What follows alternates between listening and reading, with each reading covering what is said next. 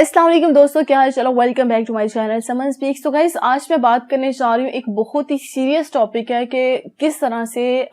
مسلمانوں کی چیزوں کو، مسلمانوں کی مذہبی جو روایات ہوتی ہیں یا پھر مسلمانوں کی جو پہچان ہے دین اسلام کو کس طرح سے دبایا جا رہا ہے دوسری ریاستوں میں، دوسرے ملکوں میں، دوسرے شہروں میں، کس طرح سے ہماری جو پہچان ہے اس کو دبایا جا رہا ہے۔ آج کی ویڈیو میں آپ کو بتانے جا رہی ہوں کہ بھارتی ریاست اتر پردیش کے جو وزیر ہیں انہوں نے یہ کہا ہے، انہوں نے یہ مطالبہ کیا اپنی حکومت سے کہ یہاں پہ ہمارے ملک میں جو برقع ہے اس پہ پابندی لگائی جائے، اور برقعے کے ساتھ ساتھ یہاں پہ جو اذان دی جاتی ہے اس پہ بھی پابندی لگائی جائے۔ مطلب کہ جو مسلمانوں کی پہچان ہے برقع عبایا کرنا، نقاب کرنا، اس پہ پابندی لگائی جائے۔ اور ساتھ ساتھ انہوں نے یہ بھی کہا ہے کہ جو اذان دی جاتی ہے، جو 5 وقت کی نماز پڑھتے ہیں مسلمان، جس کو جو ان کو بلاتی ہے، اذان دی جاتی ہے، اس پہ بھی پابندی لگائی جائے، کیونکہ یہاں پہ جو بڑے بڑے سپیکرز لگے ہوتے ہیں وہ ہم جیسے لوگوں کے لیے پرابلمز کریٹ کرتے ہیں اسکولوں میں، کالجز میں۔ اور کئی دفعہ میرے ساتھ بھی ایسا ہوتا ہے کہ میں عبادت کر رہا ہوتا ہوں اور یہاں پہ آ کے مجھے مطلب کہ اس طرح کی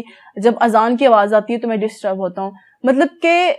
کتنی گھٹیا سوچ ہے، مطلب کہ ہم جب کوئی چیز بات کرتے ہیں، ہم نے کبھی بھی کسی کے مذہب کے بارے میں بات نہیں کی۔ ہر کوئی بندہ ہر اپنے مذہب کے بارے میں اچھا سوچتا ہے کہ بھئی ہمارا مذہب اچھا ہے۔ اللہ کا شکر ہے کہ ہمارے اس ملک میں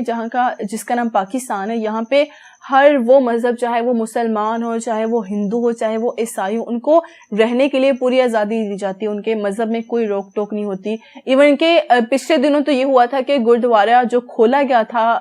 جو سکھ برادری ان کے لیے کھولا گیا تھا، اور وہ اس چیز کے لیے بہت زیادہ شکر گزار تھے کہ پاکستانیوں نے ہماری روایات کی قدر کی ہے، پاکستانیوں نے ہمارے مذہب کی قدر کی ہے۔ اور اگر اسی کے اپوزٹ دیکھا جائے کہ بھارت میں کس طرح سے مسلمانوں کے ساتھ برا سلوک کیا جاتا ہے، مسلمانوں کو مارا جاتا ہے، مسلمانوں کو پیٹا جاتا ہے، اور اب وہاں پہ یہ کہا جا رہا ہے کہ بھئی ان کی عبایا پہ پابندی لگا دی جائے، برقعے پہ پابندی لگا دی جائے، نماز پہ، اذان پہ پابندی لگا دی جائے۔ تو یہ اس طرح سے شاید یہ سمجھتے ہیں کہ اس طرح کے یہ گھٹیا کام کر کے شاید مذہب کو، اسلام کو روک سکتے ہیں، حالانکہ یہ ان کی سب سے بڑی غلط فہمی ہے کہ وہ اس طرح کی چھوٹی چھوٹی گندی اور گھٹیا حرکتیں کرنے کے بعد شاید یہ سمجھتے ہیں کہ وہ اسلام کا نام جو ہے وہ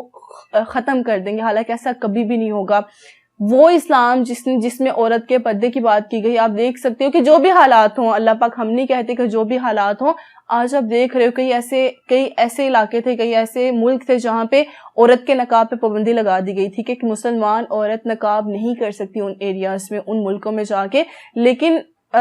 جب سے کرونا آیا ہے، جب سے آپ نے دیکھا کہ جب سے کرونا آیا ہے، جیسے بھی ماسک تو پہنے جا رہے ہیں نا، اب ان کی پابندی کہاں گئی بھئی؟ اب تو منہ تو بھی ڈھانپا جا رہا ہے، اب ان کی پابندی کہاں گئی؟ تو وہ مسلمان عورت تھی جو کہ اپنے نقاب کر کے منہ ڈھانپتی تھی۔ آج مسلمان ہو، چاہے عیسائی ہو، چاہے ہندو ہو، چاہے یہودی ہو، چاہے جو مرضی ہو، سب منہ ڈھانپے ہوئے ہیں، کس وجہ سے کہ کہیں ہمیں یہ وائرس نہ لگ جائے۔ تو بھئی آپ لوگ اس طرح کی حرکتیں کر کے شاید یہ سمجھتے ہیں کہ اسلام کو ختم کر دیں گے، تو یہ آپ کی سب سے بڑی بھول ہے۔